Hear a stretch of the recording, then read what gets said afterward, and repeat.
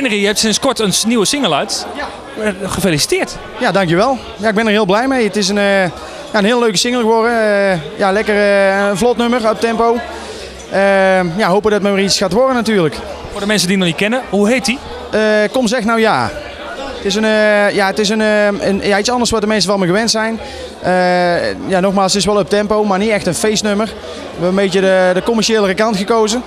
Maar ja, echt leuk. Ja, ik heb eigenlijk altijd gewoon mijn ding gedaan en kijken wat eruit kwam. En het gaat verder hartstikke goed. Maar ja, we wilden toch een beetje een breder publiek gaan proberen te treffen. En vandaar een iets andere muziekkeuze. De tweede track is wel een echte vriend, is hij getiteld. Wel meer op het levenslied gericht. Echt een leuk accordeonnetje erin, country gitaartje. Ja, hij is echt, ik ben trots op.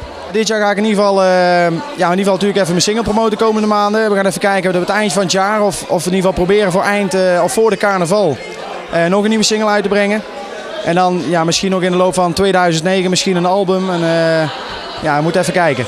Mijn platenmaatschappij VNC die organiseert samen met Radio Valencia de Valencia feesten. En ook ik ben vanavond, ook vorig jaar heb ik er ook gezongen. En dit jaar weer uitgenodigd om hier mijn kunstje te doen. En wat is nou jouw grote wens dan? Gezond blijven is misschien heel cliché, maar dat is toch het belangrijkste. Ik ben vader van 4 kinderen, gelukkig getrouwd. En dat staat mij wel op één. En ja goed, ik denk dat iedere artiest een hitje wil scoren. En het is te hopen dat het me gegund wordt.